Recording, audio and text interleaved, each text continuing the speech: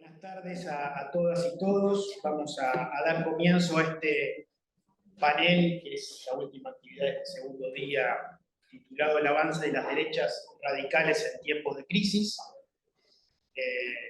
En realidad, cuando en la comisión organizadora definimos este título de las jornadas, Sociología de las emergencias en un mundo incierto, debatíamos sobre cuál creíamos que eran los temas relevantes que debían formar parte de la agenda de las jornadas, y coincidíamos que el resurgimiento de diversas expresiones de derechas radicales en el país y en gran parte del mundo era una problemática que de alguna manera valía la pena abordar en un panel especial.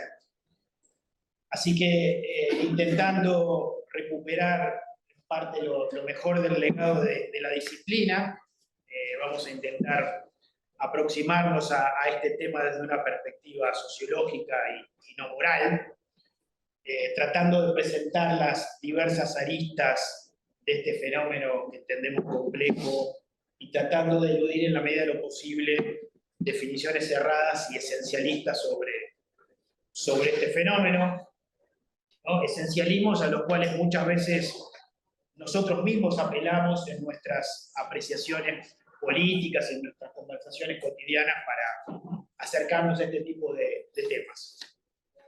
En este sentido, un poco la pregunta que guía este panel, más que qué es la derecha radical, nos parecía mucho más productivo partir de una serie de interrogantes sociohistóricos que apunten a tratar de captar, a tratar de comprender cuáles son las condiciones que hacen posible la emergencia de este tipo de expresiones, su novedad o no respecto de otras derechas del pasado, los actores que moviliza y también a quienes aspira a interpelar, los repertorios de acciones y de discursos, y la trama de redes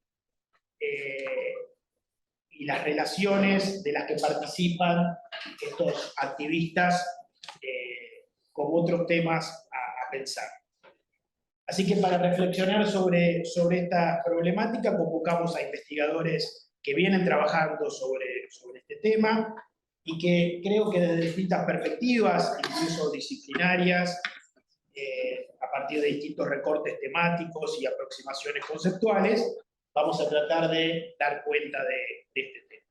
El orden en que los voy a presentar va a ser el orden de las exposiciones. ¿Sí? En primer lugar, a la derecha, a la primera derecha. Va a poner Daniel Lebovich, que es historiador, magíster en Ciencias Sociales y doctor en Historia.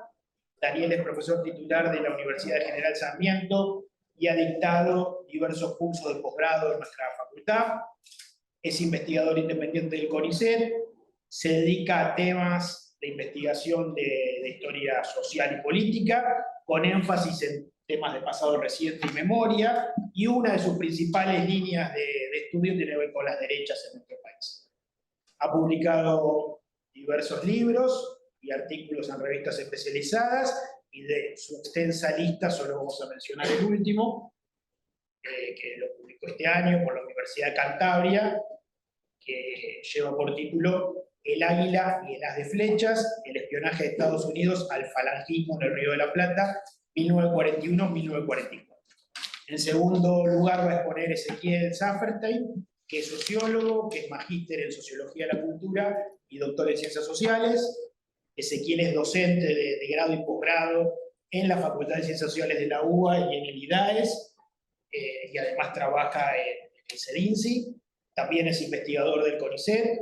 Sus investigaciones se enfocan a pensar las relaciones entre cultura, economía y política en el mundo del libro y las transformaciones del espacio editorial, y ha publicado también diversos artículos en revistas especializadas nacionales e internacionales, y recientemente publicó Siglo XXI su libro Cómo se fabrica un bestseller político, la trastienda de los éxitos editoriales y su capacidad de intervenir en la agenda pública, que no sé si es un bestseller, pero que tuvo muchísima repercusión y excelentes comentarios entre cientistas sociales. Y en tercer lugar va a exponer Gabriel Keller, bueno, conocido por todos, que es sociólogo y doctor en sociología, es profesor de nuestra carrera de sociología acá de la Universidad de La Plata, y es docente también en la Universidad Nacional de San Martín. Bueno, hoy le decía, por mensajito, la verdad que es difícil reseñar todo el currículum de Gabriel, porque varía casi las 2 horas de la mesa, así que, como se nos va la mesa, solo voy a decir que es investigador principal del CONICET, que sus principales temas de investigación giran en torno a la desigualdad social, juventud, delito e inseguridad, que publicó una inmensa cantidad de artículos y de libros, y que su último libro, editado por Biblos, lleva por título El delito televisado, cómo se produce y se consume la noticia sobre la inseguridad y la violencia en la Argentina, junto con Natalia Aragute, Natalia Raimondo y Martín Becerra. Así que bueno, vamos a darle las palabras en este orden a los expositores y luego abrimos un espacio para preguntas, sobre todo, más intercambios. Bien. Bueno, gracias, Mauricio, por la invitación y la presentación, bueno, y a los asistentes en este día de calor, condenas, mundial, que valoro mucho, tan grande. Yo voy a tratar de presentar en 20 minutos, 25 minutos, algunas de las líneas centrales de la tradición de las derechas radicales en el siglo XX, o desde fines del siglo XIX, con su época de oro, en la época de entreguerras, tratar de definir algunos rasgos comunes, siempre es muy difícil, necesariamente esquemático, y en función de eso comparar con lo que yo creo que son algunas de las características fundamentales de las nuevas derechas radicales. Normalmente, pensando en las derechas radicales, las derechas antidemocráticas, desde fines del XIX, primera mitad del siglo XX, se piensa en dos grandes tradiciones. Una tradición tradicionalista, conservadora, monárquica en muchos casos, restauradora en el sentido que encuentran su paraíso perdido atrás, en Europa antes de la Revolución Francesa, en Argentina en el momento de la plenitud del hispanismo.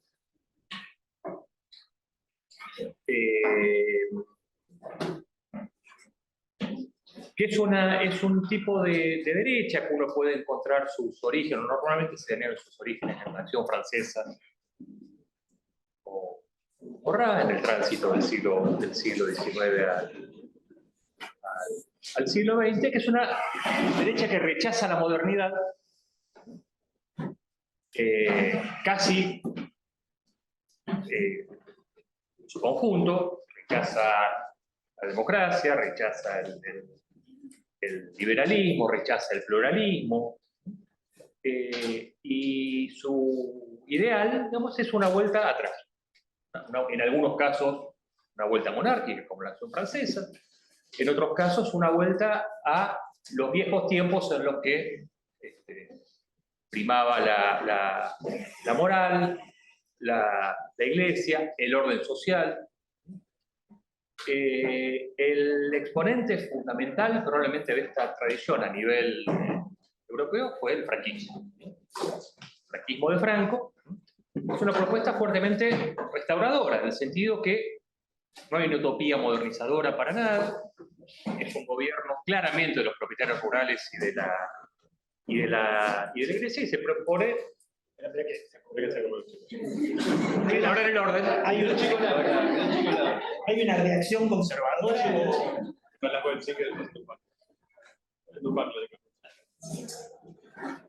Pasen para allá, que hay lugar ahí.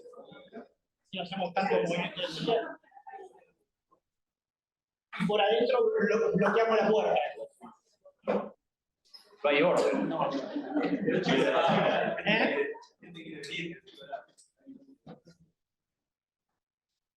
Bueno, el objetivo político del el tipo de gobierno, de dictadura que se desarrolla en esta derecha es un objetivo de desmovilización, de pasividad. La concentración del poder, la toma del poder se da de mano de las Fuerzas Armadas, y no hay una búsqueda de la movilización social, sino una búsqueda de un silencioso consenso, resultado a la vez de, pensando en el caso del franquismo, de las ventajas para los vencedores y del terror para los vencidos.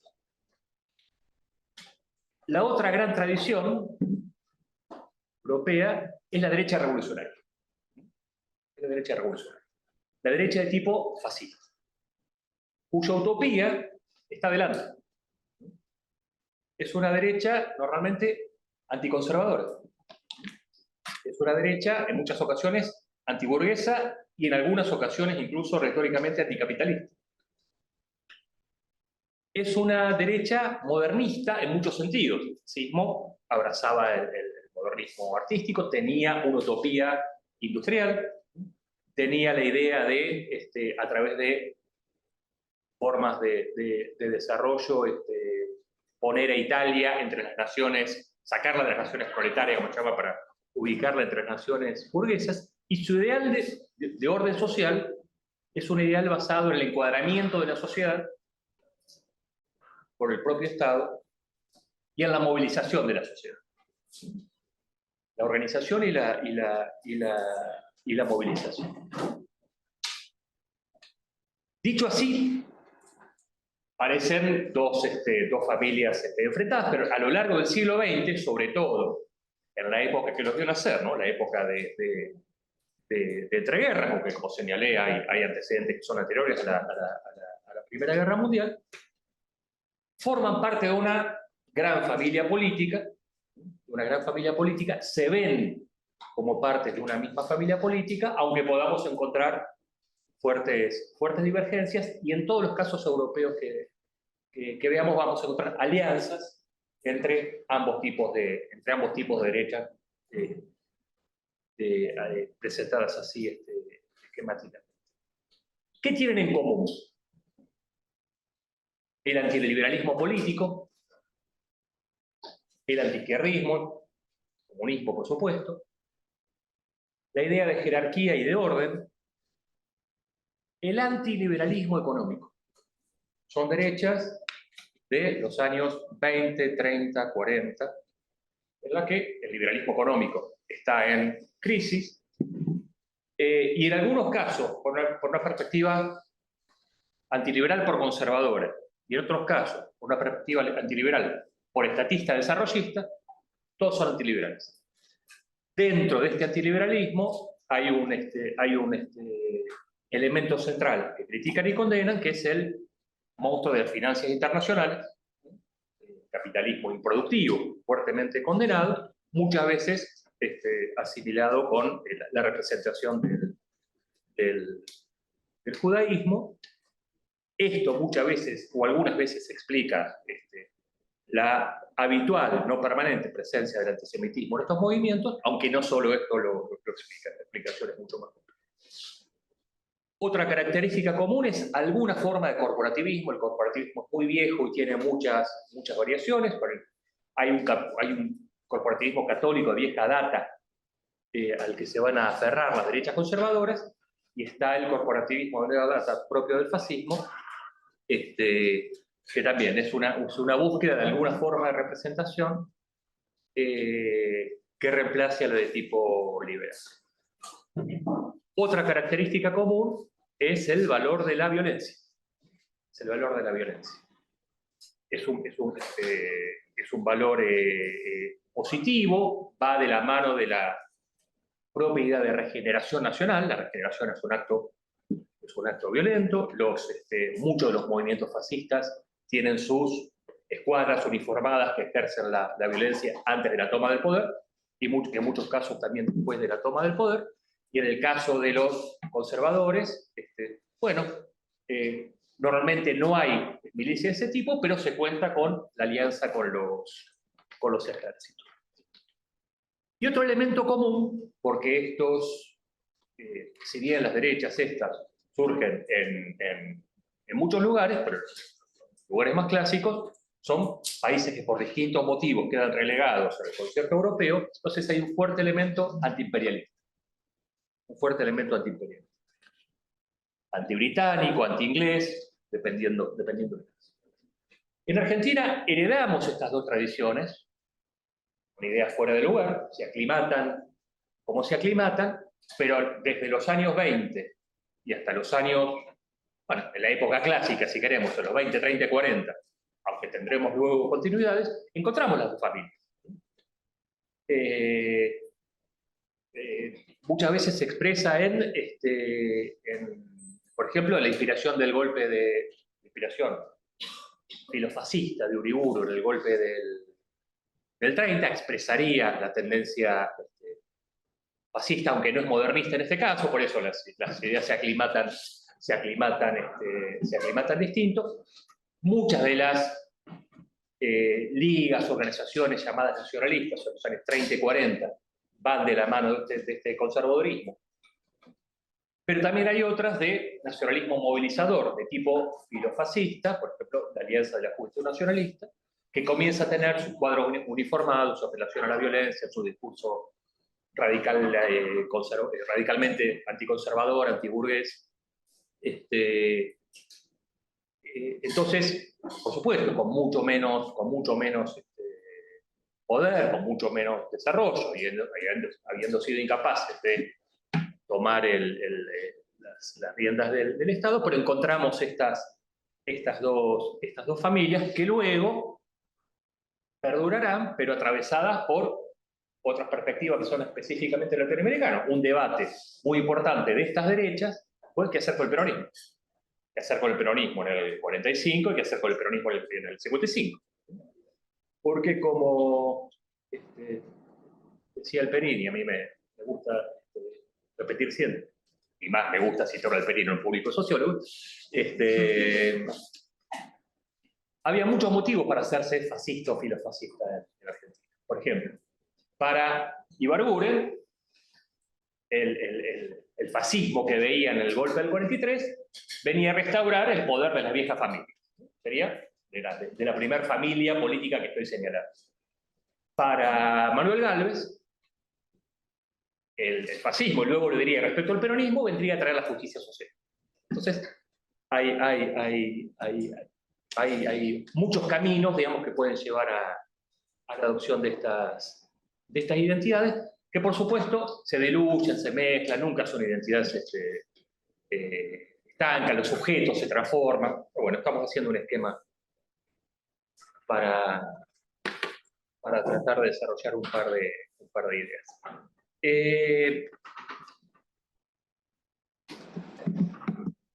El contexto de aparición clásico es el contexto de las guerras mundiales. El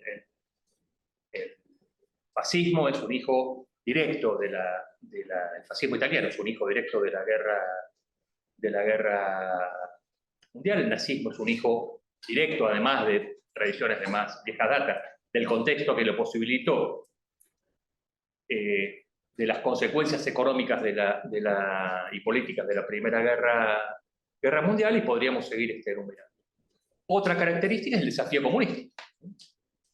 La centralidad de la retórica de estos grupos acerca del peligro comunista tenía que ver con que, efectivamente, en 1917, el partido bolchevique había tomado el poder en la Unión Soviética, y en los años 18, 19, 20, 21, hay distintos intentos revolucionarios en Europa. No era retórica, sino que había un anticomunismo que no era un enemigo inventado, y esta es una de las características diferenciales más importantes con nuestras extremas derechas de nuestros días. Y la otra característica es la fortaleza, sobre todo en los países más desarrollados, ¿no? Pero la fortaleza de la clase obrera y sus organizaciones, que sería, no casualmente, uno de los objetos de la disputa y luego de la represión. Entonces,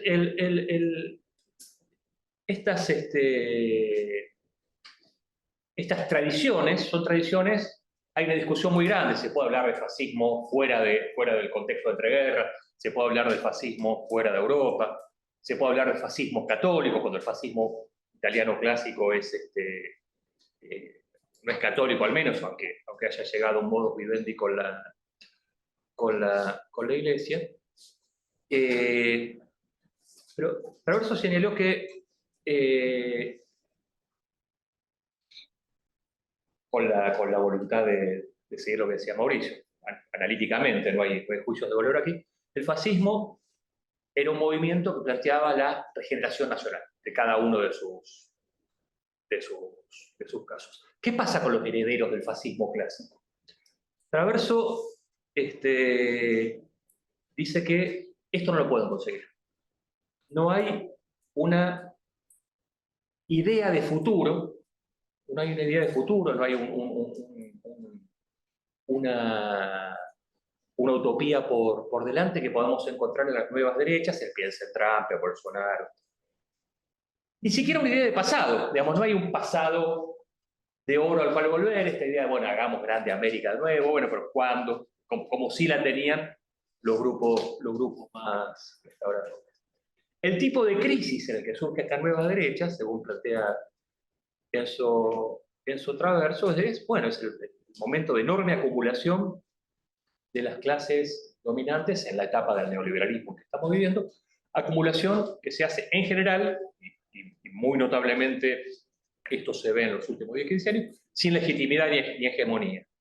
Ahora, también el planteo es que estos grupos tampoco tienen la posibilidad de generar una hegemonía para este momento del neoliberalismo.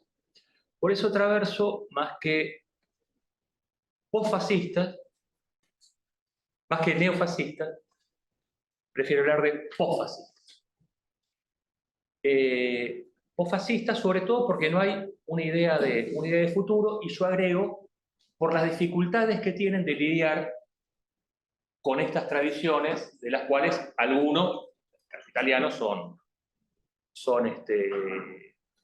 herederos.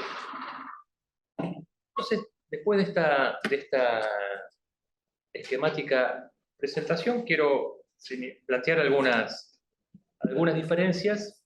Bueno, la diferencia contextual es evidente, ¿no? La diferencia contextual de la Segunda Guerra Mundial respecto a nuestro momento, donde en efecto hay muchas guerras, pero no hay algo todavía parecido a la Primera y la Segunda Guerra Mundial, es una diferencia significativa.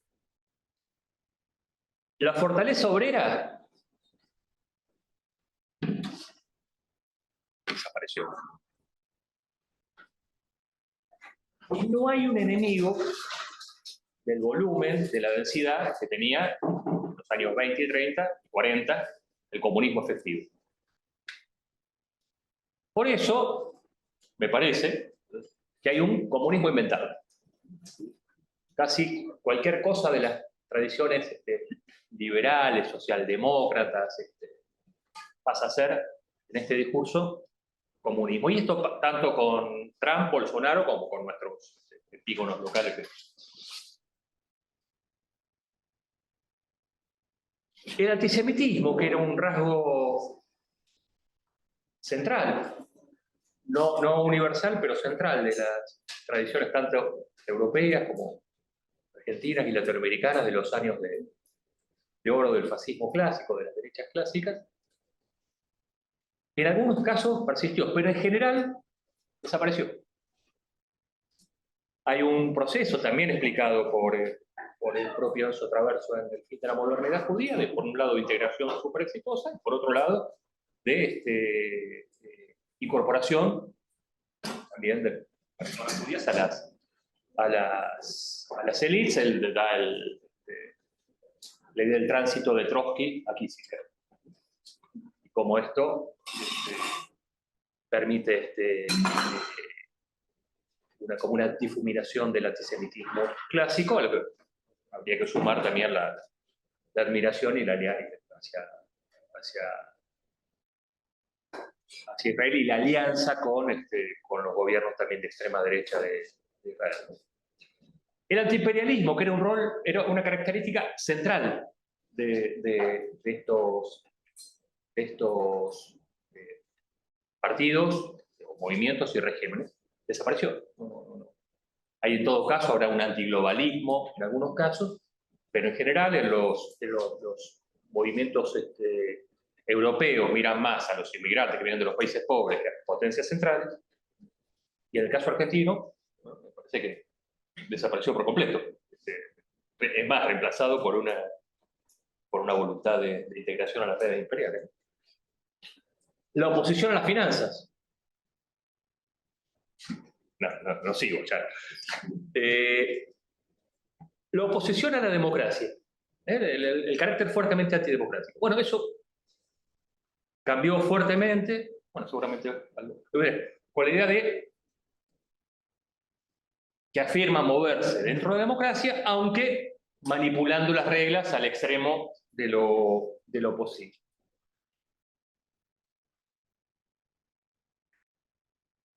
En el caso argentino en particular, estas extremas derechas siempre se reclamaron republicanas. O sea, mientras republicano en España quería decir facciones, bandos, la parte opuesta a los alzados, a los nacionalistas, a los franquistas, republicano desde los años 20 en Argentina, de los años 20, no del siglo XIX, lo usaron las derechas en la primera mitad del 20, las derechas radicales y antidemocráticas, y en la segunda mitad del 20, lo dirán ustedes, por oposición a democracia. La idea era, en la Constitución se habla de república, no se habla de democracia, la república es la publicidad de los actos de gobierno, la división de poderes, no más. Bueno, hay un uso distinto de la idea de república, pero omnipresente en las derechas, en las radicales, y en las no radicales también, radicalizadas y no radicalizadas, de la noción de república, que tengo esta idea, ¿no?, que esconde en realidad la idea del elemento antidemocrático o, en otro lenguaje, antipopulista. Hay un elemento centralísimo de estas derechas en el mundo y en Argentina, que no estaba en la primera mitad del siglo XX, que me parece que es la fortaleza de la reacción antifeminista. Este es un elemento, me parece, nodal, novedoso, del discurso, del discurso de estas derechas radicales que no proponen una utopía, no proponen ganar nuevos derechos para los propios, sino que proponen quitar derechos a los que consideran otros. Entonces, la reacción antifeminista en el discurso y probablemente en la adhesión de algunos sujetos, bueno, Gabriel, probablemente pueden haber mirado eso, y si no, no. Pero me parece que es un elemento que está presente, que por supuesto no estaba presente en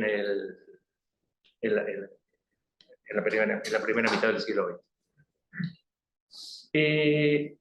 Ahora, estas derechas, como les decía, tienen un problema que tienen que lidiar con el pasado, porque hablar de política es hablar también sobre todo hablar de historia, de representaciones del pasado, pero su temporalidad es la del presente perpetuo. No hay una utopía de futuro, no hay una relación densa con el pasado, pero el pasado forma parte de esas identidades. Podemos mirar en el caso de Hungría, Polonia, las dificultades para lidiar con, en el caso de Hungría, con los gobiernos fascistas de la época de la guerra, en el caso de Polonia, para pensar en las posibilidades polacas en la Shoah, y en América Latina, en Brasil claramente, pero también en Argentina, el problema de cómo lidiar con la experiencia, que para algunos muy abiertamente, el caso Bolsonaro, es como una matriz en la que se representa la experiencia de la dictadura de Brasil, y en el caso inclusive de la Argentina, cómo eso posibilitó que no haya surgido una voz articulada, una representación sólida acerca de la dictadura, pero sí unos discursos de banalización, de negacionismo, siempre es berreta el negacionismo, pero más berreta todavía, que reemplazan la reflexión histórica y que es parte, con el término, de la dificultad para incorporar algún registro de historicidad en un régimen de temporalidad completamente presentista. Bueno, vamos a escuchar a Ezequiel. Bien. Bueno, lo que súper interesante la exposición de Daniel, y de vuelta agradezco la invitación a participar de este panel.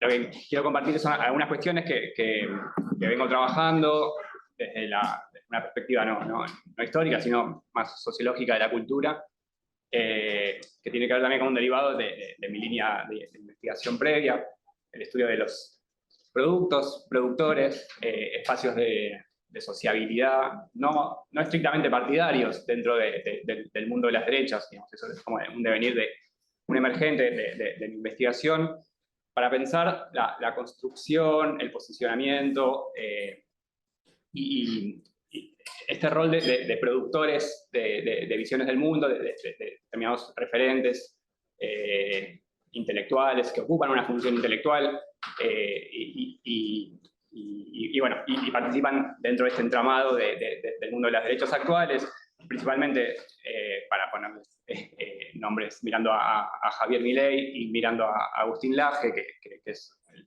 personaje que más me interesa mirar como referentes locales de estas derechas, y con otras referencias a nivel latinoamericana también. Una mirada a partir de lo que es el estudio del mundo editorial. Ahora me voy a explayar un poco sobre eso, pero una perspectiva que busca mirar los anclajes más materiales en productos, productores y libros, ¿no? dentro del mundo de las derechas. No solamente las redes sociales, no solamente la prensa, sino también, bueno, las editoriales, los editores, los libros, e instituciones, actores que participan dentro de ese entramado en donde el mundo del libro ocupa un lugar particular. Digamos, me refiero a think tanks, grupos, centros de estudio que publican, todo girando alrededor del mundo del libro, pensando en lógicas culturales, intelectuales, políticas, comerciales también, con el artefacto libro como exponente, como emergente de eso. Vimos en estas jornadas, en la mesa en la que participé, también abordando un poco eso desde la perspectiva más sociológica de la cultura y la literatura, y los vínculos entre el mundo de la edición y la política. Entonces, como parte del trabajo de campo que vengo realizando, principalmente junto a Analia Goldentul, que se encuentra aquí, y otros colegas también, mirar editores, editoriales, eventos, participación en eventos, ferias de libro, presentaciones, en donde participan exponentes de las derechas, los que mencioné y algunos otros, instituciones, bueno, y un trabajo que apunta también a mirar a los seguidores de estos referentes, lectores, si se quiere, lectores de libros, compradores, consumidores, y a la construcción de autores, referentes intelectuales, en tanto productores privilegiados de visiones del mundo, digamos. Bueno, una función intelectual que tienen una capacidad de fijar o aspiran a fijar cierta agenda, en parte con muchos de los temas que recién expuso Daniel, que es muy interesante también como para pensar este diálogo, ¿no? La cuestión del feminismo, la cuestión del imperialismo, bueno, y distintos tópicos, la cuestión del liberalismo, bueno, y cómo estos referentes tienen algo para decir y cómo es el entramado material, institucional y cultural que permite también un tipo de posicionamiento, un diálogo, un espacio de reconocimiento, de legitimación y visibilidad, si se quiere, que no se agota en la cuestión de las redes sociales, ni se agota en la cuestión de la prensa, ni de otros espacios que son también fundamentales para pensar. Un poco en contexto, viene de un trabajo en investigación previa. Trabajé sobre la producción de bestsellers de política en la Argentina durante las últimas décadas, producidos por las grandes editoriales, libros escritos por periodistas, autores y otros ensayistas, principalmente por periodistas, los libros de la grieta, podemos llamar, pero como en los últimos años otros referentes que hoy podemos pensarlos más o menos dentro del mainstream, como Javier Milei, pero también Agustín Laje, y después voy a hablar un poco de eso, como representantes de ideas de la derecha, si se quiere, de la derecha mainstream, ¿no? Entonces, el trabajo de campo que venimos realizando, ahí estaba anotando que con Analía veníamos realizando desde 2018 en el Club Español, en presentaciones de libro, en 2019 en el Auditorio Belgrano, y este año fuertemente en la Feria del Libro y otras presentaciones, para observar eventos juveniles principalmente, donde conviven, bueno, una mayoría de jóvenes, pero que conviven también con personajes y referentes de las derechas vernáculas más de mayor edad, digamos, que forman parte de este espacio y que ven con buenos ojos también el crecimiento de esta figura, sobre todo de Agustín Laje, ¿no? Un politólogo cordobés de 30 y pico de años, que se ha posicionado en los últimos años, bueno, como un referente para la producción, proliferación de estas ideas de la llamada nueva derecha en términos también nativos, ¿no? Acá después les voy a mostrar, pero bueno, el último libro de Agustín Laje, que se llama La batalla cultural, reflexiones críticas para una nueva derecha, como una propuesta para la construcción de una nueva derecha, el otro, para pensar el comunismo imaginado de estas derechas, ¿no? Entonces, bueno, pensar que la centralidad que tiene Javier Milei en la actualidad, por ejemplo, o Agustín Laje en menor medida, es el exponente de un proceso mucho más amplio, que tiene distintas aristas.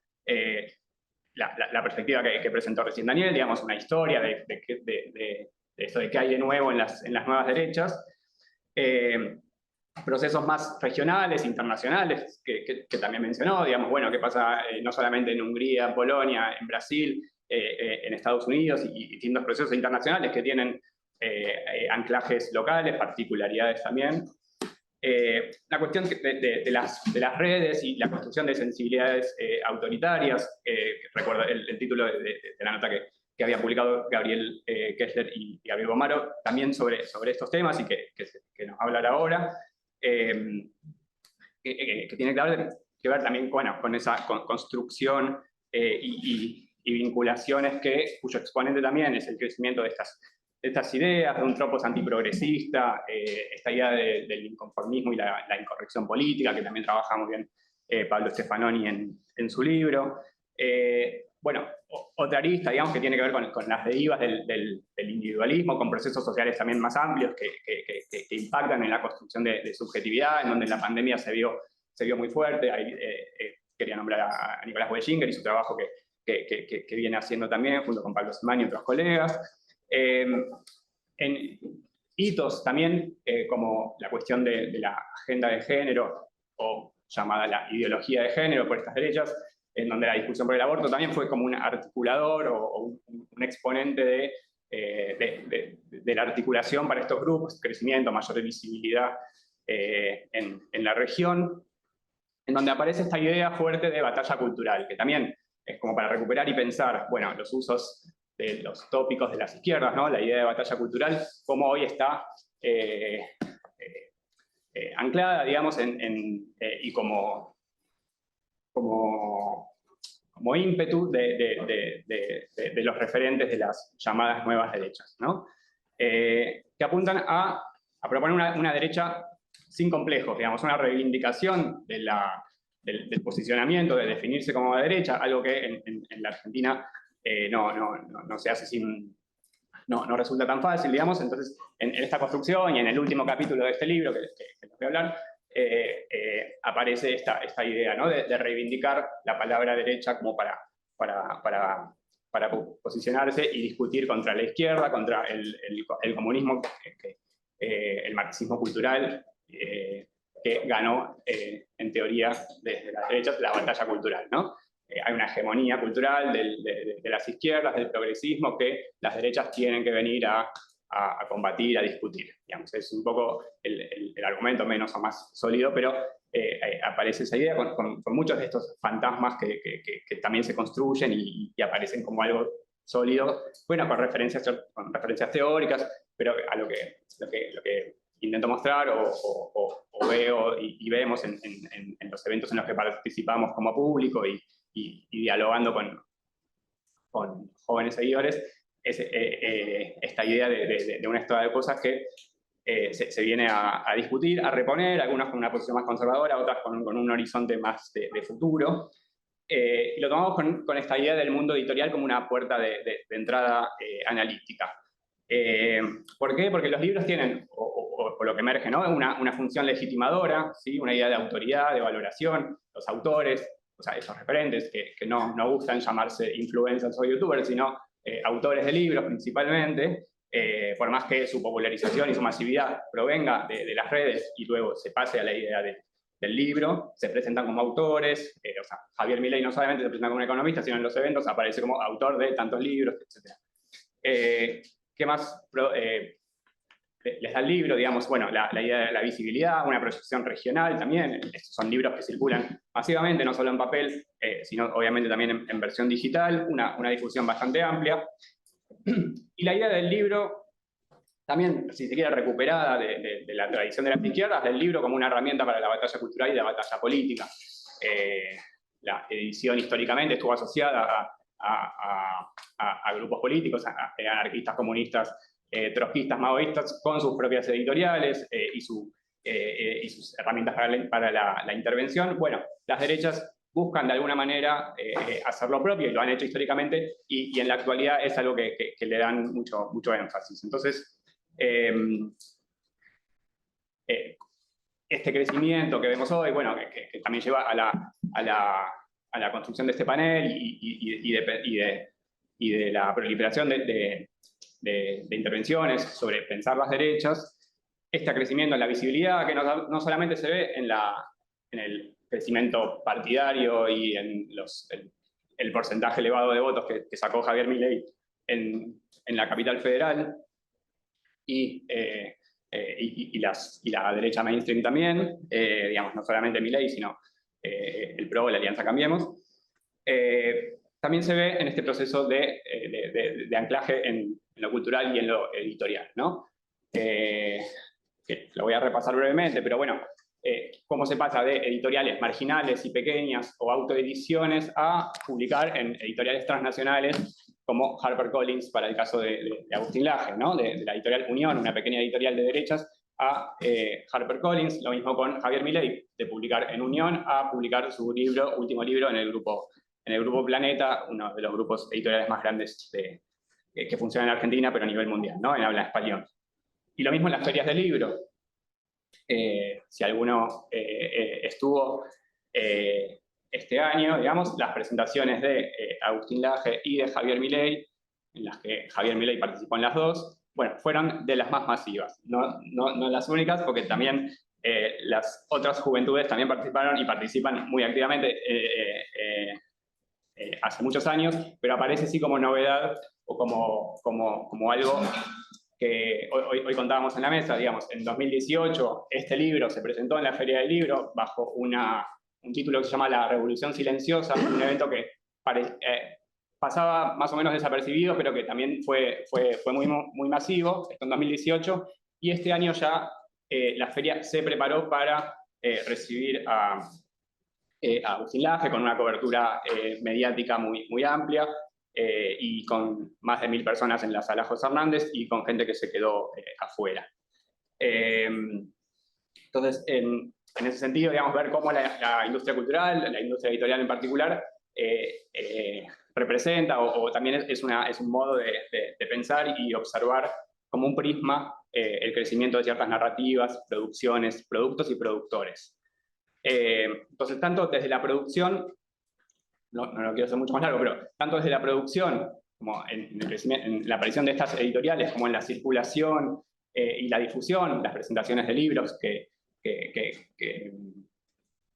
trato de reponer y abordar, como en la recepción, la lectura, dialogar con los seguidores de Laje y de Nicolás Márquez, de Milei, podemos ver esta idea del libro como un artefacto que sirve, funciona y es productivo para la llamada batalla cultural, que después es un concepto muy difuso y que tiene que ver en parte con lo que venía diciendo Daniel de cómo es la construcción de ese adversario o ese enemigo. El enemigo es el marxismo cultural, es el progresismo, es el feminismo, se le puede llamar de distintas maneras y eso va apareciendo en estas producciones. Brevemente les cuento, esta Editorial Unión surgió en España en 1973 y tiene una filial local. Es la principal traductora de toda la escuela austríaca de economía, ¿sí? De Rothbard, de Mises y de todos los autores que principalmente Milei reivindica y Laje también, en donde convienen, bueno, liberales, libertarios, pero también nacionalistas reaccionarios, digamos. También hay publicación, o sea, también se ve esa articulación de las distintas familias dentro de las derechas, como mostraba Daniel, cómo conviven en un catálogo de una editorial que se ha convertido en una referencia para estos autores, ¿no? Por ejemplo, en Argentina publicó Laje, Milei, Venegas Lynch, López Murphy, libros sobre economía principalmente, pero también libros sobre esta idea de ideología de género y o sea, la idea básica de este libro, que es un bestseller, vendió más de 20.000 ejemplares en papel hasta hace bastante, o sea, vendió mucho más y circula a nivel regional y por el medio del cual Laje y Márquez hicieron giras internacionales muy importantes. Tiene la idea de que la izquierda perdió la batalla política en los 70 y triunfó la batalla cultural a partir de lo que llaman la ideología de género. Eso dicho de manera muy reductiva. Su editor en la Argentina es un contador que pertenece al partido Recrear, ¿sí? de López Murphy, que define a su editorial como una distribuidora de ideas, ¿sí? No como una editorial solamente, sino como una distribuidora de ideas. Dice, como nuestras ideas no están dentro del parámetro de los negocios, nunca hay cabida para nuestros autores, aunque reconoce que el tema escaló. El marxismo nos ha tomado la palabra, hay que difundir nuestras ideas en la universidad, la empresa, la familia. Hoy el péndulo está para que la gente esté más perceptiva de nuestras ideas, hay que aprovechar este momento para difundirlas, ¿sí? 600 títulos tiene esta editorial, también él participa en distintas ferias del mundo, del universo liberal, y bueno, y tanto Laje como Milei ven a esta editorial, por más que ya no publiquen ahí, como la recuerdan con mucho cariño, digamos, como una idea que les da la posibilidad de haberse iniciado, ¿sí? Pero en los últimos años, o en el último año, Agustín Laje pasó a publicar, como les decía, en HarperCollins, una editorial transnacional.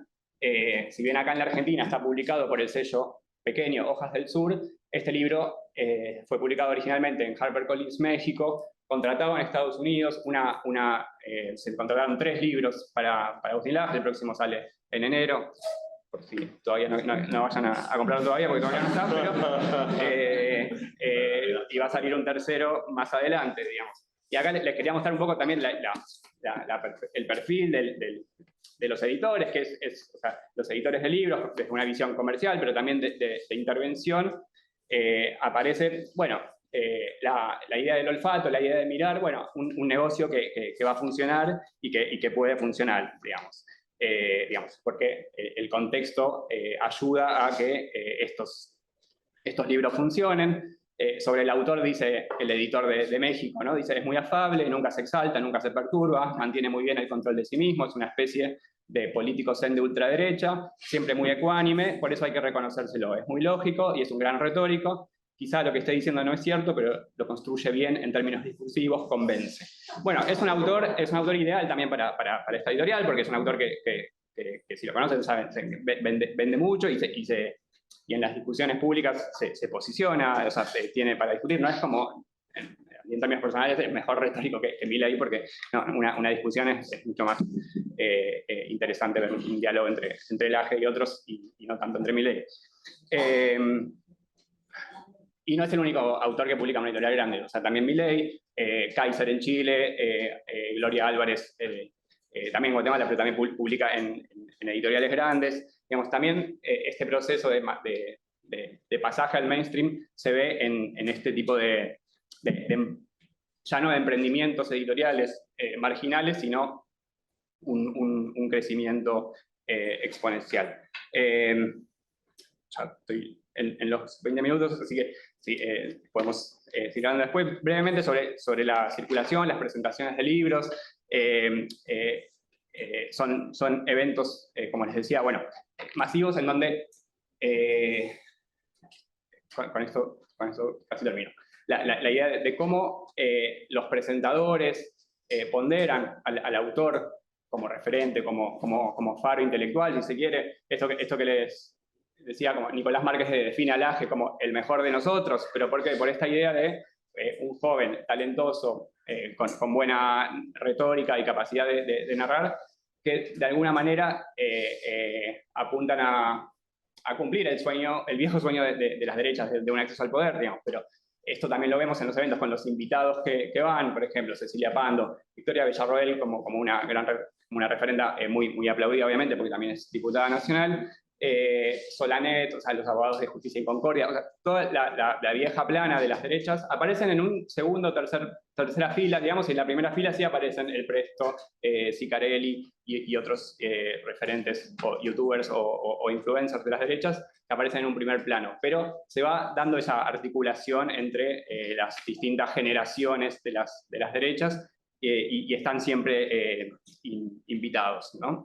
Gómez Centurión, Silvia Ibarzábal y tantos otros. Y aparecen como verdaderas performances también para la construcción de una autoridad intelectual.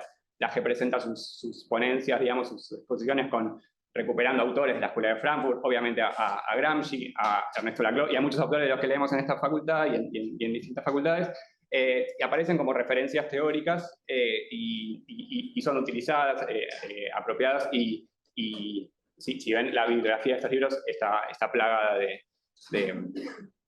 referencias. Entonces, lo que quería mostrar es un poco también las prácticas tradicionales de consagración y de legitimación y de posicionamiento que conviven con las lógicas actuales de conformación de influencers o de nuevas referencias, cómo conviven esas referencias con prácticas más tradicionales de ponderación de ideas, autores y libros como herramientas todavía relevantes para la intervención intelectual, cultural y política, que estos referentes de las derechas hacen un uso propicio de eso. Bueno, muchas gracias. Bueno, buenas tardes y bueno, muchísimas gracias por estar acá. Sé que fue una jornada larga, calurosa y con muchas novedades en un periodo extraño, así que la verdad que para mí es un gusto estar aquí. La Universidad de Plata es mi casa y también es un privilegio poder intercambiar las cuestiones que estamos trabajando, en particular con Gabriel Gomar y con otros países, sobre una pregunta que es si hay polarización política en las sociedades latinoamericanas. Ha habido trabajo sobre la polarización en las élites, en los activistas, un poco lo que han presentado mis colegas, pero la pregunta que nos hacemos con Gabriel es si las sociedades están polarizadas, llamémoslo entre izquierda y derecha, o nacionales populares y derechas. El proyecto es un proyecto que utiliza métodos mixtos, trabaja en términos con cuestiones cuantitativas, cualitativas, con análisis informático, en Argentina, Brasil, México, Colombia y un poquito en El Salvador. Y lo que voy a presentar es primero algunas claves del debate sobre polarización, breves para ubicarnos en América Latina, algunas cuestiones del trabajo más cuantitativo que hicimos ahí con el compañero Gonzalo Sosa, que está a mi izquierda, y algunas cuestiones de los grupos focales. En cada uno de los países que trabajamos hicimos 16 grupos focales en la ciudad primada, la ciudad más importante, y también en 2 regiones conservadoras de cada país, de modo tal de tener algunas miradas que contrapesen el peso de las metrópolis y su progresión. En el caso argentino, por ejemplo, lo hicimos en Córdoba, en Córdoba, Villa María, Río Cuarto, para tener una idea del progresismo comparándonos con presentes, pero más para ver la cuestión más distributiva, y también en Salta y Tucumán para tener alguna idea más de los focos más conservadores. Por ejemplo, en Brasil lo hicimos, además de Río, San Pablo y Río de San Pablo, en el interior del estado de San Pablo, que ha tenido un peso fuerte en el bolsonarismo, y también en el sur, Florianópolis, Porto Alegre y Curitiba, porque también son unas bases, insospechadamente hasta hace un tiempo, de gran voto. No fuimos, fue todo trabajo virtual, lamentablemente no fuimos a la playa, pero ha funcionado muy bien. Así que voy a presentar en estos minutos algunas cuestiones de esas. Sobre lo primero, sobre el debate sobre polarización, como saben, es un debate que proviene sobre todo de la academia y de la política norteamericana. Hasta los 90, con la caída del comunismo, había una ilusión del fin de la historia, del alineamiento, demócratas y republicanos se parecían bastante a lo que pensaban, y ya en realidad con la revolución conservadora, con Reagan, ya empezaba a haber una reacción en los años 80 de lo que fue en los 60 ese cuestionamiento de esa América normativa. En los años 60 fue una explosión de identidades organizadas, afroamericanos, mujeres, LGTB, pero también los tipos de inmigrantes que pusieron en cuestión esa América normativa. Los años 70, sobre todo 80, no fue una reacción así como visceral, sino fue una reacción, una táctica institucional, financiada, orquestada y bien presente de tratar de construir esos avances. Se vio en un montón de cuestiones que pasaron, en el cuestionamiento a las obras que financiaba el National Endowment of Arts, en la teoría de crítica de raza que se había incluido en los programas, en los avances feministas, en el intento de introducción de la religión en la educación, en el intento de que los gays no puedan entrar a las Fuerzas Armadas o que no puedan ser maestros, etc. Y eso fue una reacción que uno de los pilares fue tratar de formar mujeres y hombres ultraconservadores para que lleguen a las Cortes Supremas locales y las Cortes para luego llevar al asiento más deseado, que es la Corte Suprema nacional en Estados Unidos, cosa que efectivamente han logrado, y efectivamente uno de sus intentos, que era, digamos, acabar con la moción de la Corte que había permitido el aborto, de hecho lo hicieron. Es decir, no fue un backlash, no fue una reacción de un día para el otro, fue una acción orquestada en el sentido no conspiranoico, sino financiada, pensada y con varias décadas, y en cierta medida les ha funcionado.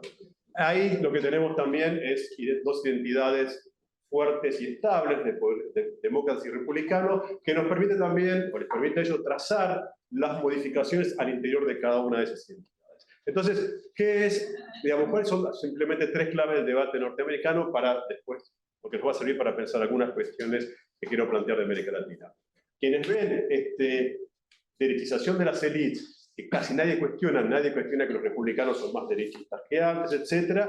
Lo que dicen, sí, esto es verdad que pasó en las élites políticas, pero no pasó en la sociedad. Cuando se miran las encuestas de larga data, la sociedad norteamericana es más secularizada, es más liberal, y quedan, por supuesto, focos conservadores, pero se va moviendo hacia un movimiento de secularización. Lo que ha pasado, y este término les pido que lo guarden porque va a servir para pensar algo de América Latina, es lo que en inglés se llama sorting, que no tiene una gran traducción, que es cada uno se fue al lugar que le correspondía. Había republicanos que eran liberales, ellos se fueron para los demócratas, y había demócratas del sur un poquito conservadores, un cachitito racistas, ellos se fueron bien a los republicanos. Entonces el mapa general quedó más o menos igual, pero solamente cada uno donde le tocaba estar.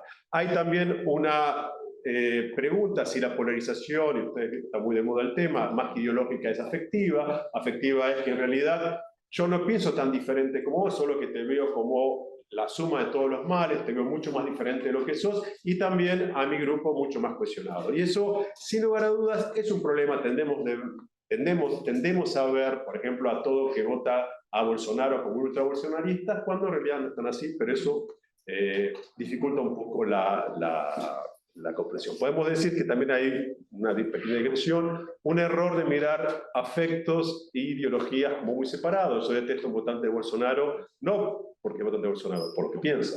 Entonces, amor y odio, pensamiento no están tan alejados. Luego hay toda una pregunta sobre el rol de los medios y cómo las famosas cámaras de eco, burbuja, etcétera, etcétera, cómo eso está impactando en lo que se llaman los medios hiperpartisanos, y ahí hay, bueno, una serie de debates. ¿Qué pasa en América Latina? No hay identidades tan estables, aunque en Argentina y en Brasil hoy ya no podríamos decir que esto no sea así.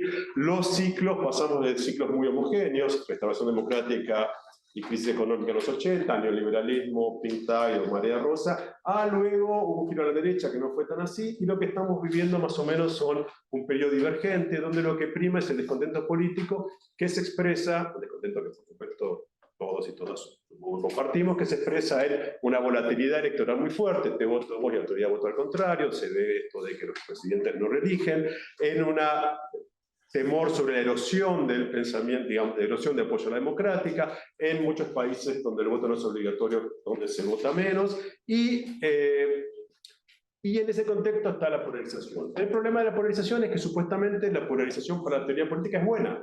El ejemplo que estudiamos, no sé si hay politólogas aquí, es que el ejemplo clásico de la Inglaterra, conservadores y laboristas, votabas a uno, votabas a otro, equilibrabas, y entonces la pregunta es ¿por qué esto es malo? ¿Por qué es malo? En parte es malo porque, algo dijo en un principio Daniel, porque en América Latina, y no solo en América Latina, la polarización está llevando a que en muchos casos se prefiera manipular terminar con las reglas democráticas a fin de que no suba mi contrincante al que se ve peor que la pérdida del poder democrático. Y además, la verdad que está dificultando la conversación pública. La verdad que la conversación pública está siendo dificultada por esta polarización.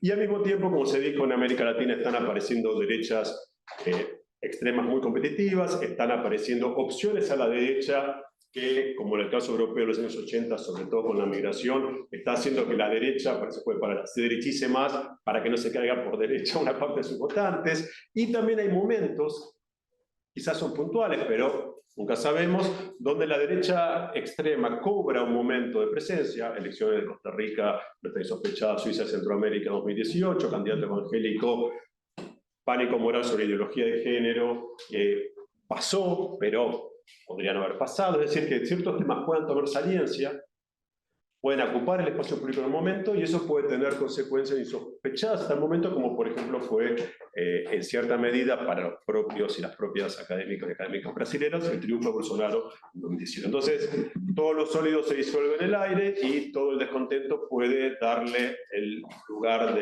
al outsider principal.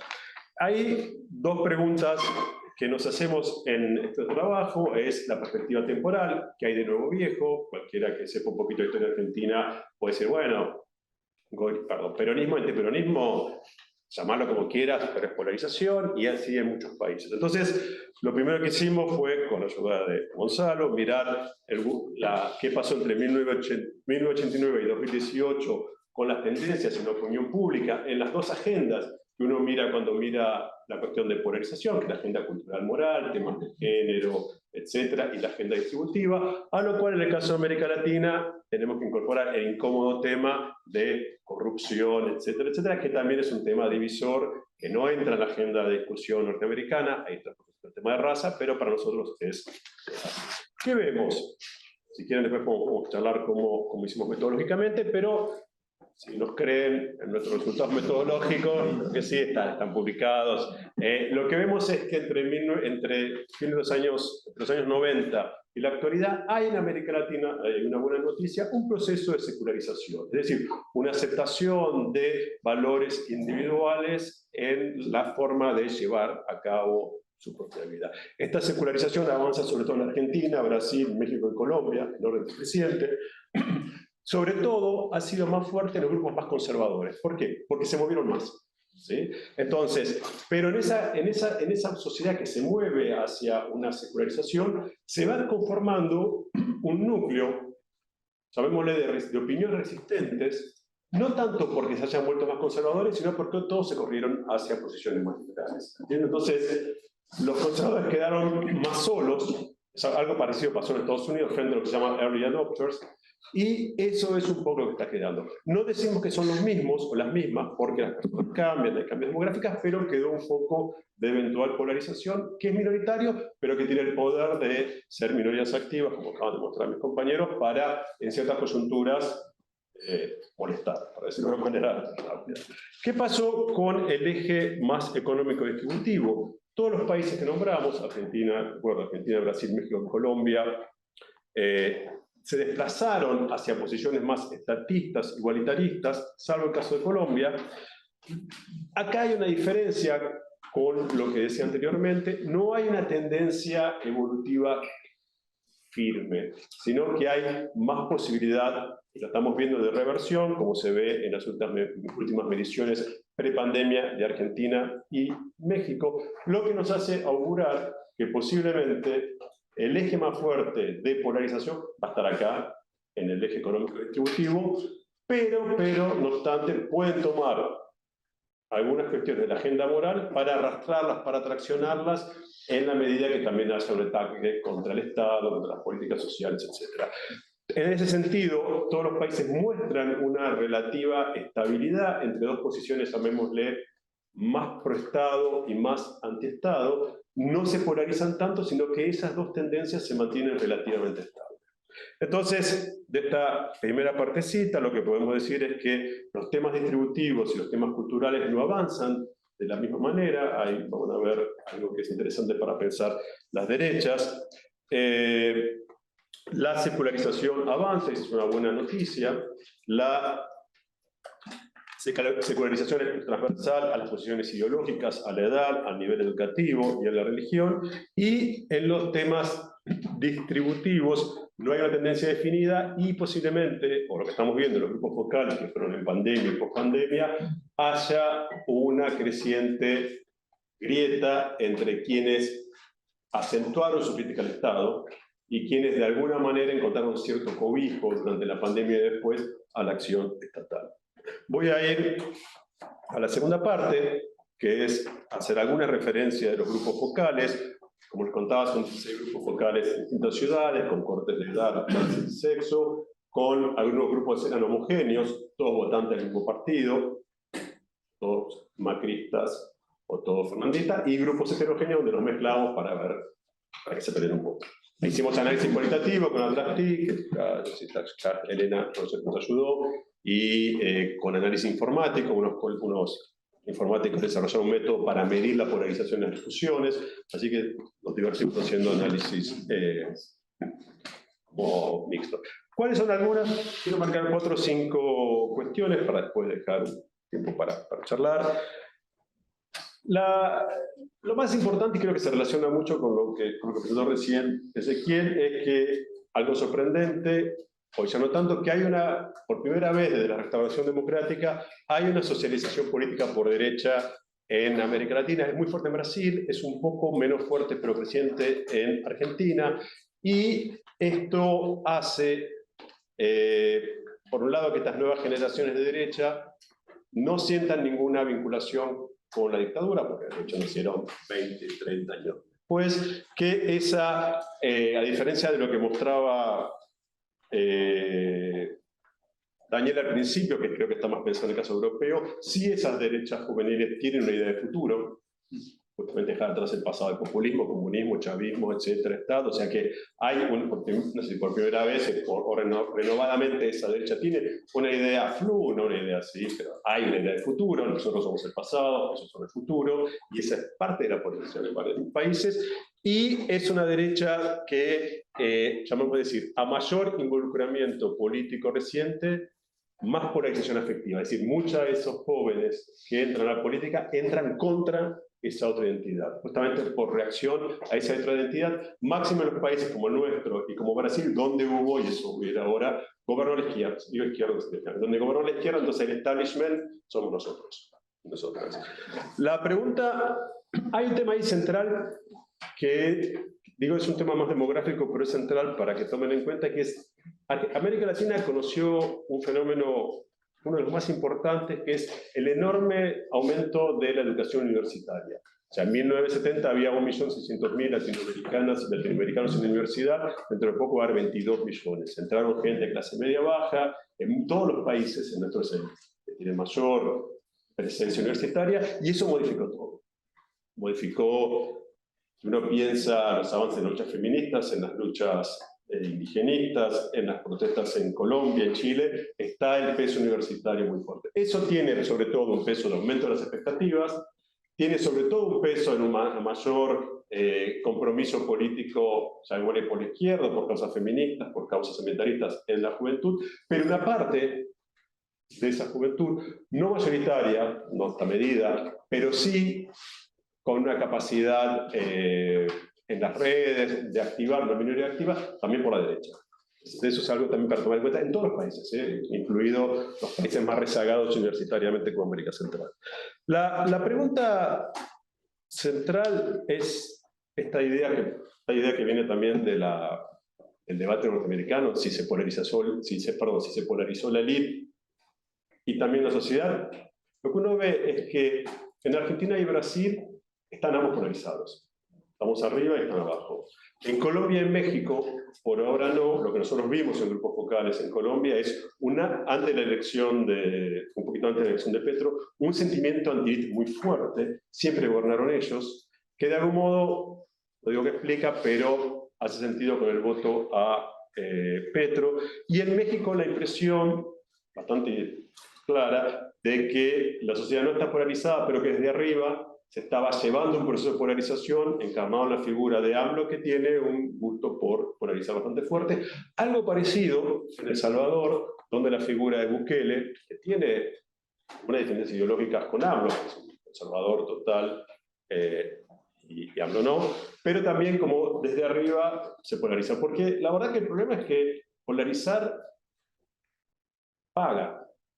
En países donde hay balotaje, salvo el caso de México, polarizar paga, y en un punto la fuerza de la identidad negativa, como se vio en el caso de Brasil, donde a todos sorprendió la fuerza de la identidad negativa contra el PT, del voto Bolsonaro, más allá de lo que digan, de algún modo lo que digan los candidatos es en cierta manera facultativo por la fuerza que tiene la identidad negativa. Entonces, para otro lado también, yo puedo estar en contra de mucho, bueno, no es el día para decirlo, yo puedo estar en desacuerdo con muchas cosas con Cristina, pero terminaría votando, y así pasa del otro lado también. Entonces, ahí hay algo donde el peso de la identidad negativa en estos momentos es fuerte. ¿Cuál es la diferencia fuerte entre Brasil y Argentina contra Colombia y México? 20 años de gobierno progresista modifica todo, y ahí sí se produjo, puede decir, se produjo un sorting.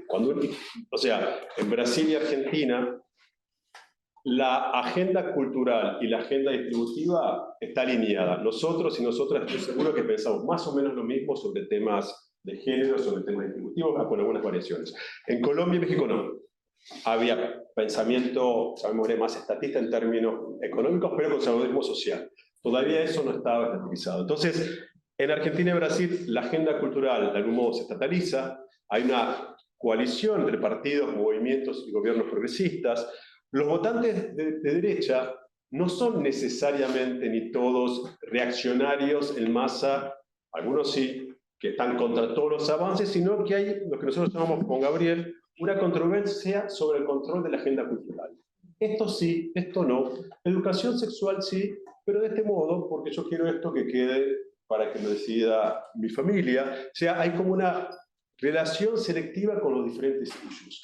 Y en ese sentido hay una combinación de issues de diferentes agendas. Por ejemplo, se critica desde la derecha los movimientos de género porque aprovechan el recurso del Estado, o sea, cruzan una agenda con la otra. Estoy con los avances feministas, pero son un poco agresivas. Entonces hay como una coalición así entre distintas agendas para criticar. Y el gran hilo articulador, y yo creo que tenemos que tomarlo en serio si queremos ganar, es la cuestión de la corrupción, porque la corrupción es una articulación de narrativas contra la izquierda, contra el Estado, contra las políticas distributivas, como algo que es la marca de un país donde hay privilegios para que está cercano al poder, donde el mérito no importa, donde el esfuerzo no importa, y eso puede llevarse puesto también a las agendas de política cultural. Es decir, no necesariamente por una reacción antisecularizada, sino dejen de robar con los derechos humanos, ¿entienden? Entonces, esa agenda. En Colombia y México, el progresismo cultural está menos alineado con el voto, ¿sí? Es menos consistente, uno ve que claramente no hubo una socialización de izquierda o progresistas como tuvimos en Argentina y como en Brasil. Y también hay una percepción muy fuerte de que todas las medidas públicas favorecen a las élites, o sea que la cancha está inclinada a favor de las élites. Por ejemplo, en Brasil, en Colombia y México, mucha gente era en contra de los impuestos porque decían, finalmente los impuestos los vamos a terminar pagando nosotros más pobres, finalmente van a descargar el peso sobre nosotros. Y en ese sentido, como decimos, el sorting, este reordenamiento, no estaba hecho. Hay que incluir también una variable de economía política, que es Argentina y Brasil pudo distribuir durante los gobiernos progresistas, Colombia y México no lo hizo. Colombia no tuvo, México no distribuyó. Entonces también hay un tema de economía política para tenerlo en cuenta. Dos cuestiones, en 4 minutos, dos más, y creo que ir quizás una de las cosas que más nos interesa es que, y algo se dijo hasta ahora, y sobre todo en lo que presentó Ezequiel, hay una gran efervescencia y heterogeneidad en la derecha. O sea, lo que se ha producido es, de algún modo, el fin de lo que podríamos llamar un síndrome conservador autoritario en la opinión pública latinoamericana, donde claramente los demás de derecha eran autoritarios en lo social y liberales en lo económico. Eso hoy se ha desarticulado, producto en gran medida de este proceso de secularización, y hoy lo que vimos en los votantes de derecha, en distintos países, que se podía hacer antiaborto, pero pro-gay, vegano y algunas políticas sociales, pero no otros, y eso le da una maleabilidad, una posibilidad de articulación a las derechas muy productiva para ellos, y que también nos pone a nosotros como desafío intentar comprender y no demonizar, y entender, por ejemplo, que no todo votante de Bolsonaro es bolsonarista. Pero al final del día, nosotros preguntábamos, nosotros en los grupos focales, mucha gente votante de Bolsonaro criticaban a Bolsonaro por la pandemia, por esto, por otro, y la pregunta final era, bueno, ok, mañana hay elección, Bolsonaro y Lula, ¿quién votó? Bolsonaro. De hecho, con Gabriel dijimos, todos los nuestros votaron a Bolsonaro. Es decir, hay algo ahí de la fuerza negativa que es muy fuerte. En nuestro campo progresista, somos más homogéneos, lo cual no es necesariamente un producto de la no discusión, sino de un sorting que se ha producido. Hay algunas fisuras para tener en cuenta entre la postura más desarrollista y la postura más ambientalista. Y ahí hay algo para estar atentos porque sí, sabemos que ahí se está jugando mucho de la cuestión...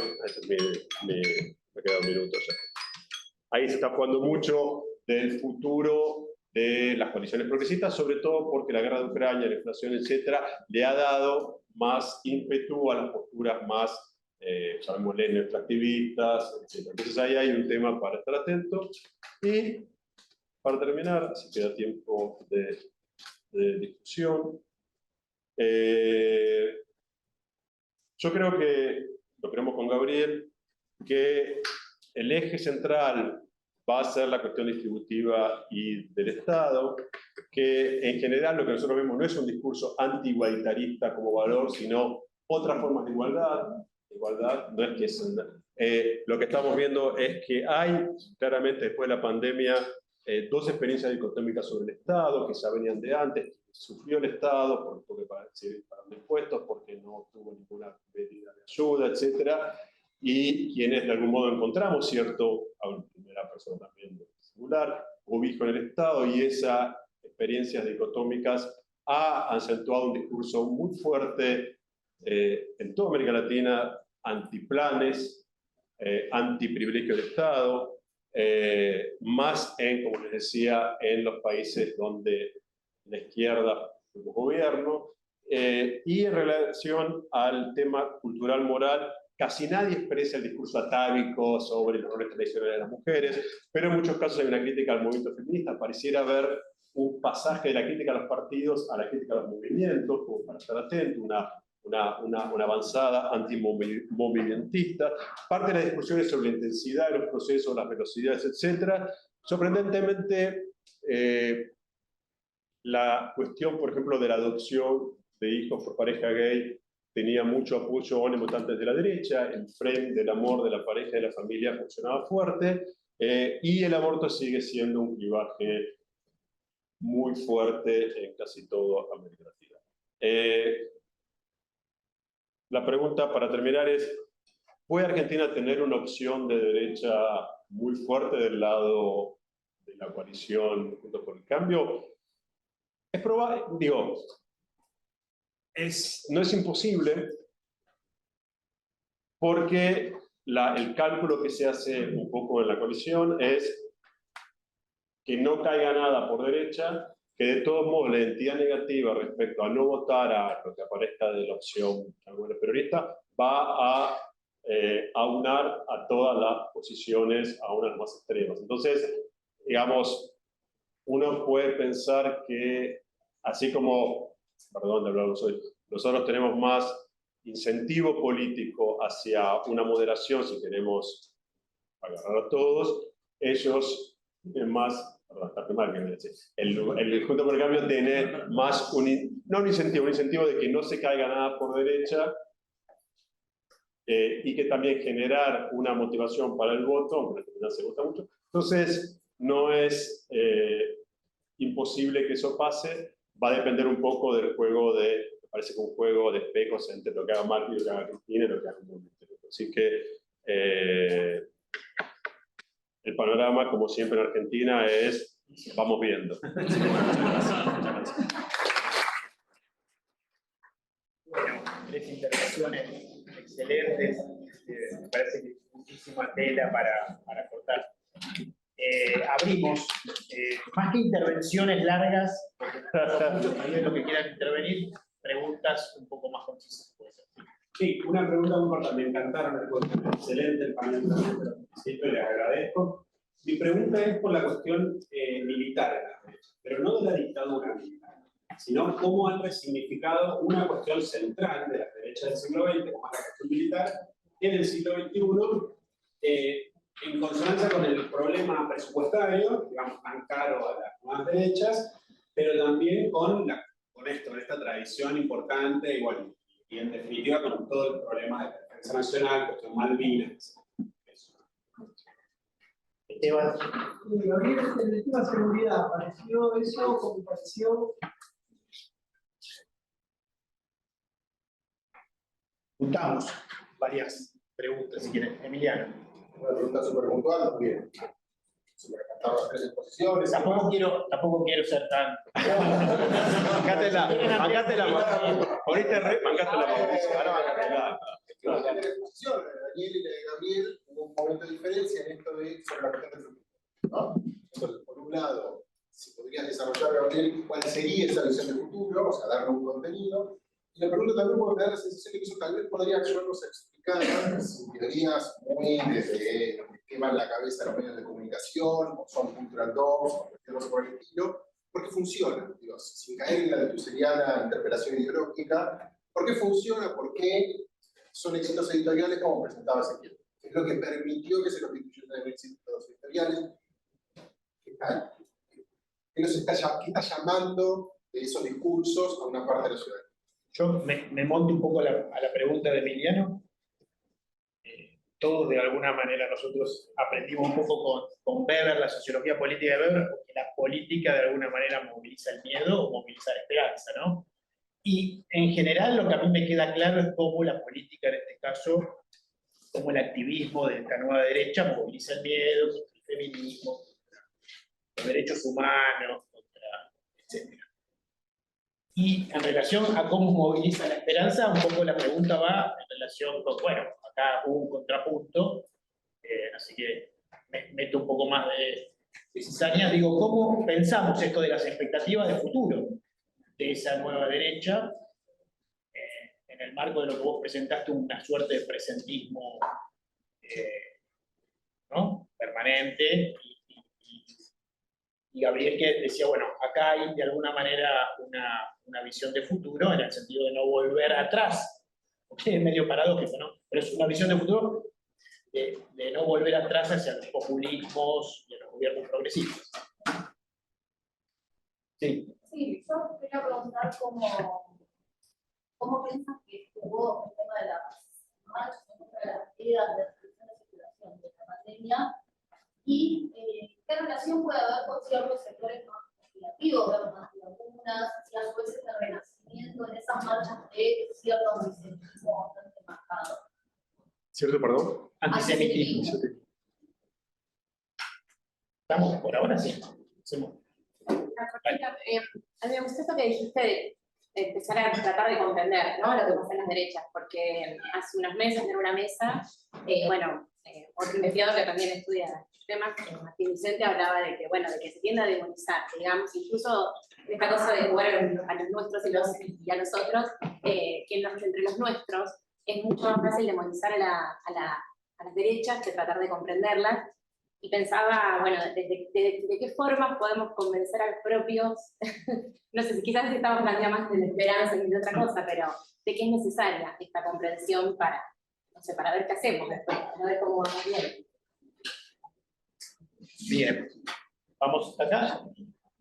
Una pregunta. Sí. De cómo la derecha históricamente desconfía en el caso de Argentina y lidiar con el proceso de unificación peronista, pensaba en este caso las nuevas derechas, cómo lidian con este proceso, si se quiere, de unificación nacional popular, de gobiernos populistas, ¿no? Pensaba eso, digamos, cómo responder a eso, digamos, con qué aspectos lidian. Creo que tiró varias pautas a Gabriel, pero digo, sigue quedando ahí como cómo pensar estos 20 años, digamos, y en ese sentido, algo de, me parece que es un ejercicio para comprender más que para aceptarnos, ¿no? Pensar en eso que no quedó satisfecho, ¿no? O qué es el proceso de ampliación de derechos o de democratización, si se quiere, de algunas esferas de la política, pero así todo, digamos, es como el resabio que queda para que hagan mella, digamos, en esta crítica por parte de la derecha, ¿no? Quizás debates o discusiones que parecían saldadas en varios campos, ¿no? Derechos humanos, transparencia y demás, que se reactivaron. Bueno, un poco pensar por eso, digamos, quedó por fuera, o si es que queda por fuera, o cómo se reabonan esas discusiones a partir de estas articulaciones por derecha. Bien. Juntamos y después quizás que tenemos tiempo para otro ratito lo que se pueda preguntar.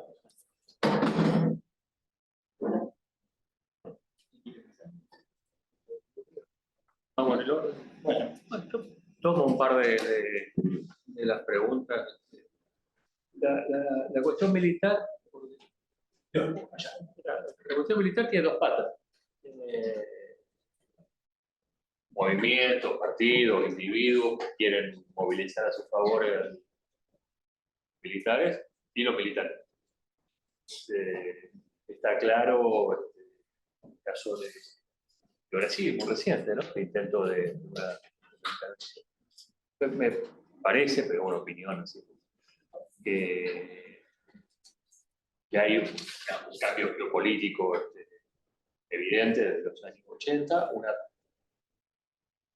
iba a decir una transformación de los ejércitos latinoamericanos. El ejército latinoamericano pasó de todo desde los años 70 para acá, incluido en el caso de Colombia, una participación permanente en la represión militar, policial y paramilitar, pues, muy distinta al caso argentino, pero me parecen las tendencias generales a volver a los cuarteles o a lo que queda de los cuarteles, como en el caso argentino, más allá entonces de lo que desean estas derechas. Me parece que el caso de Brasil es evidente, pero aparte hubo una participación en el gobierno, pero me parece que hasta le pusieron un límite, pero es una idea nada más. Respecto a los antivacunas y el antisemitismo, sí, en efecto, hay núcleos, pero no son el núcleo más significativo de estas nuevas derechas. Yo lo que dije no es que desapareció el antisemitismo del todo, sino que dejó de ser un núcleo organizador como había sido en su momento. Y respecto a la idea de futuro, capaz que tenemos que ponernos de acuerdo en la palabra. A mí me parece que la idea de futuro de estas derechas es un presente al que se eliminan un par de aspectos. No hay una utopía de un cambio significativo. Quizá nos podamos poner de acuerdo en ese punto. Bueno, eliminamos o los planeros o moderamos el ímpetu feminista o terminamos con tal cosa y ya está. Probablemente eso sea educado. Creo que no hay una idea, digamos, sistemática, compleja acerca de un panorama futuro, como podía ser, no sé, la idea de la nación redimida, bueno, cualquiera de las utopías o antiutopías de las derechas de la primera mitad del siglo XX, ¿no? La comunidad racial o cualquiera fuera. Bueno, eso. Bien. Bueno, buenísimo, muchas gracias por las preguntas. Algunas cositas, digamos. Bueno, en el estudio de Gabriel seguramente va a hablar, o sea, bueno, cómo pesa la cuestión militar. Digamos, en las entrevistas que vamos haciendo no te puedo dar nada representativo, sino más impresiones, pero bueno, un poco lo que contaba antes, digamos, por ejemplo, la cuestión del pasado reciente y de los 70 es un tema en estos autores, en estos referentes, es un tema, en algunos es un tema principal y fundante, como en el caso de Nicolás Márquez, un pionero, digamos, en la escritura de libros procesistas y que aparece muy fuertemente en la generación de los jóvenes, de los más jóvenes, digamos, aparece como un tema. También la compra de libros, estos aparecen, digamos, como, bueno, en la escuela me lo enseñaron de una manera distinta, estos autores dicen otra cosa, Joffre y Reato aparecen como literatura, no solamente Márquez, pero también aparecen esas contradicciones, y eso lo veíamos en un testimonio que habíamos recogido con Analía sobre hablábamos en la conversación, en la fila de la presentación de Javier Milei, también estaba Paula, y con un grupo de chicos, y imaginaban un futuro gabinete de Milei, es una anécdota nomás, pero decían, Victoria Villarroel la pondríamos en el Ministerio de Defensa, aunque habría que recortar también el presupuesto a defensa y no haría falta la cuestión militar, digamos. Entonces aparecen esas tensiones entre una figura fuerte que reivindica ciertos valores procesistas, si se quiere, con el recorte del gasto público. Con respecto a la cuestión del horizonte de futuro, nada, estaba tratando acá de buscar referencial con este libro, digamos, ¿no? Pero aparece una idea, digamos, es una proclama, es una propuesta, y en lo que llaman, en estos eventos que vamos viendo, también la apuesta de futuro es a una articulación, digamos, a una articulación entre las distintas vertientes de las derechas, digamos, liberales con nacionalistas, así como en términos más amplios,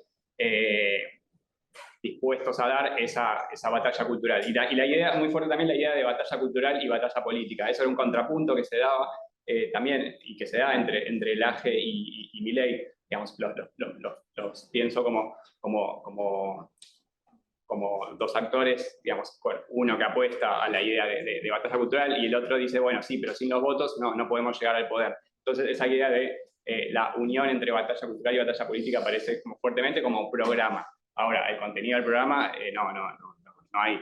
O sea, también conviven la idea de una posición más conservadora, de volver a cierto orden, y con una idea de futuro, pero que no tiene un indicador también muy concreto, digamos, sino más que ciertas reacciones y algunas propuestas. Por eso me pareció re interesante lo que mostraba Gabriel para pensar también esas heterogeneidades en esas articulaciones.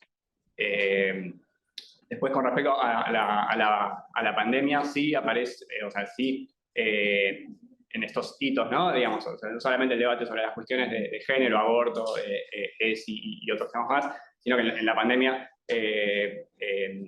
emergieron o el pasaje a la politización o al interés por la política y por estos autores y por tener tiempo para ver y para encontrar estos autores y encontrarse,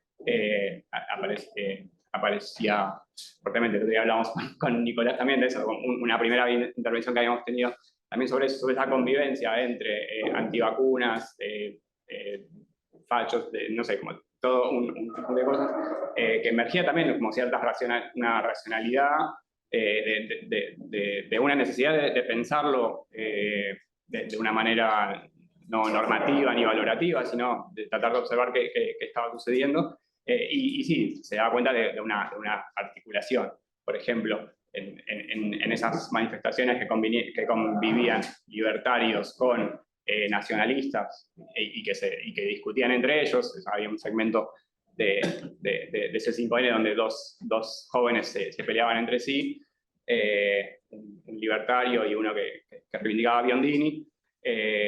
En esa disputa que parecía graciosa, bueno, había una articulación de decir, bueno, igualmente están en la misma manifestación y apuntan hacia algo, quizás no en común, pero sí la calle fue un escenario de articulación para eso, y en las proclamas de Agustín Laje siempre aparece, bueno, necesitamos que se junten patriotas y liberales, ¿no? Entonces ahí aparecería cierta idea de futuro o de apuesta programática. Bueno, muchas gracias por las preguntas. Sobre la cuestión militar es un tema súper interesante porque hay algunas claves que son muy diferentes de acuerdo a los países, que son las siguientes, ¿no? Como saben, que trabajamos en seguridad, solo Argentina, Uruguay y Chile tienen prohibido la presencia de los militares en la seguridad. Entonces las claves del debate del resto de América Latina son muy fuertes, por un lado porque nunca tuvieron los militares una imagen tan mala como en nuestros países, no hubo en la mayoría de los países un trabajo sobre la memoria como se hizo en Argentina, entonces por eso son muy así, y siempre siguieron teniendo un rol en la seguridad interna, en las cuestiones de desarrollo, en las cuestiones de las catástrofes hidroecológicas que son centrales en América Central, entonces, en muchos países. Entonces, y también una cuestión a recordar, venimos de una carrera armamentista muy fuerte a principios de este siglo, sobre todo Brasil trató de volver a tener su impacto, con Lula, entre Chile y Perú, Colombia, Venezuela, o sea, una carrera armamentista muy fuerte que siempre esas carreras armamentistas es plata, por decirlo de una manera. Y en ese sentido también recuerden que Evo se apoyó en los militares para evitar la secesión, Correa cuando tuvo el levantamiento policial se apoyó en los militares, ni hablando del caso venezolano, o sea que hay un clima complejo. Está el caso más visible que es el de Brasil para nosotros, donde claramente hay un intento de reivindicación de la dictadura y de apoyarse en los militares, que los militares están mirando así. Y el caso más preocupante, es el de México. Para sorpresa de muchos y muchos, o no, obviamente como todo hay teorías, AMLO se está apoyando muchísimo a los militares, le dio muchísimos negocios, la aduana, los aeropuertos, etc. Y ahí hay una pregunta muy preocupante de por qué lo hace. Ahí hay una pregunta, y hay algunos analistas y algunas analistas mexicanas que dicen no es que se apoya, sino que la alianza era una alianza privada. Hay algo muy preocupante porque lo que se dice va a dejar un poder militar mucho más fuerte del que venía, posiblemente suceda AMLO, sea alguien del mismo partido, pero de 8 años no. Entonces, esa preocupación está muy fuerte. Y América Central, que nadie está mirando, pero donde los militares también están cobrando, están reivindicando el lugar que tenían en las dictaduras o en la represión. Entonces, ahí hay una preocupación sumamente fuerte con la cuestión militar. Por otro lado, como creo que tú decías, nadie sabe qué hacer con los militares. Nadie sirve para nada, saben plata. Entonces, por otro lado, está la otra tendencia dentro de la derecha más neoliberal que dice... Son caros. ¿Cómo? Son caros. Algo como Menem lo hizo, digamos. Entonces, nosotros, por suerte, por buenas o malas razones, estamos un poco... Ese problema no nos toca tanto hasta ahora. Con la cuestión de seguridad, no hay nada muy nuevo bajo el sol. Sorprendentemente, estas nuevas derechas, por lo menos a nivel de los votantes, no dicen tanto porque ya el promedio de opiniones públicas, salvo en el caso argentino, donde la coalición antipunitiva es fuerte, es muy punitivista. Entonces, lo que uno escucha en seguridad, estamos haciendo un artículo con Violeta Dickenstein, son más o menos los discursos que ya conocemos, solamente que los progres tienen un discurso más social y la derecha un discurso más punitivista, pero hay un estándar, como vos sabés bien, hay un estándar de punitivo en América Latina muy alto, muy alto, con poca contestación en general. Entonces, nos da la impresión con Gabriel Gomaro que estas nuevas derechas no hacen ahí, no tienen mucho pasto más para criticar a las derechas tradicionales. Y en muchos casos a los gobiernos progresistas. No vemos algo así particularmente sorprendente. Algunos clivajes con discursos ya... No vemos discursos renovados en términos de seguridad. Y es raro porque sí están pasando cosas. Por ejemplo, la apuesta de seguridad a nivel de América Latina es la tecnología. Está toda la solución por la tecnología, Chile, etc. Y sin embargo, la derecha no entró tanto ahí. Está pasando a espaldas de la discusión pública, lo cual no es del todo malo. No siempre conocemos la discusión. Pero ahí están pasando al mismo tiempo muchas cosas a nivel de la agenda política y poco a nivel de la agenda social. Lo del futuro, es cierto lo que decía Daniel, no es que tienen una idea de futuro, pero la idea es dejar atrás el atraso, dejar atrás el fracaso, parezco Macri hablando, pero dejar atrás el populismo, pero no solo, por ejemplo, en el caso de AMLO, es dejar atrás el país, el México corrupto, en el caso de Bukele, dejar atrás los mismos de siempre. Entonces, hay algo de dejar atrás que no tiene, por supuesto, la fuerza como para convertirse en materia de estudio, pero que tiene una fuerza frente a los nuevos, a los actores políticos. Cambia muy rápido. El futuro de hoy es el atrás de mañana. Entonces, eso también, o sea, hoy sos futuro y mañana sos esa adherencia. Y es cierto que hay un tema que nadie sabe qué hacer con la economía, cosa que no hablamos, nadie sabe qué hacer. La derecha tampoco sabe hacer. Entonces, es el Estado, pero proyecto económico lo tenemos nosotros.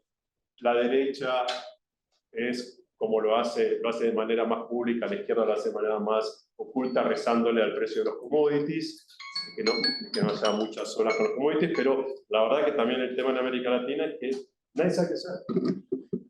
Esperando que suba el cobre, esperando que suba el petróleo, esperando que nos compre más China. Entonces también hay algo donde, parecido a las batallas culturales o a la agenda cultural de la socialdemocracia en Europa, nadie sabe mucho qué hacer. Y eso es... Y posiblemente con buenas cosechas y con commodities, a los gobiernos progresistas les vaya bien, pero también a los de derecha les vaya bien. Y luego sobre cómo comprender a los otros, nadie considera que escucha fake news.